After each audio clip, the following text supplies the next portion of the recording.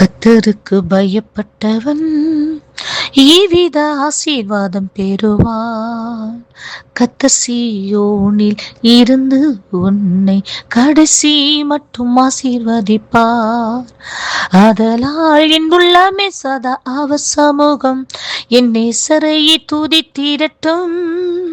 கர்த்தருக்கு பயந்து அவர் வழி நடந்தால் நீ பாக்கியம் பெற்றிடுவாய்.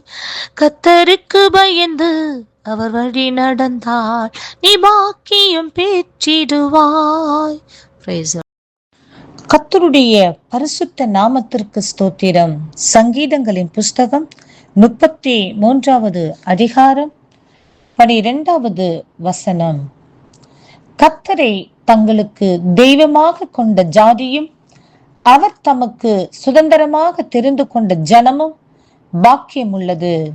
ஆம் பிரியமானவர்களே, எந்த மதமாக இருந்தாலும், எந்த ஜனமாக இருந்தாலும், எந்த ஜாதியாக இருந்தாலும், கர்த்தரை தங்களுக்கு தெய்வமாக கொண்டிருந்தால், அவர் தமக்கு சுதந்திரமாக தெரிந்து கொண்ட பிள்ளைகளாக இருந்தால், ஜனங்களாக இருந்தால், ஜாதியாக இருந்தால், அவர்கள் மாத்திரமே பாக்கியமுள்ள ஜனங்கள், அவர்கள் மாத்திரமே பாக்கியவான்கள். ஆம் பிரியமானவர்களே, இந்த உலகத்தில் ஆஸ்திகள் நிறைந்தவர்களோ, அந்தஸ்து நிறைந்தவர்களோ, பணபலம், படைபலம், ஆள்பலம், அழகுபலம், ஞானபலம் நிறைந்தவர்களோ இந்த உலகத்தில் பாக்கியவான்கள் என்று கர்த்தர் சொல்லவில்லை.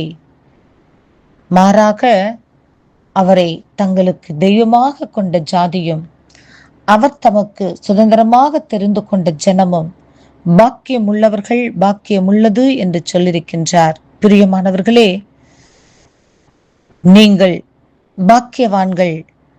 நீங்கள் தேவனை தங்கள் தெய்வமாக கொண்டிருக்கிறபடியினாலே, நீங்கள் தேவனால் தெரிந்து கொள்ளப்பட்ட பிள்ளைகளால் இருக்கிறபடியினாலே நீங்கள் பாக்கியமுள்ளவர்கள். பிரியமானவர்களே, கர்த்தருக்கு பயந்து அவர் வழிகளில் நடக்கிறவன் எவனோ அவன் பாக்கியவான் என்று சொன்ன வார்த்தையின் பிரகாரமாக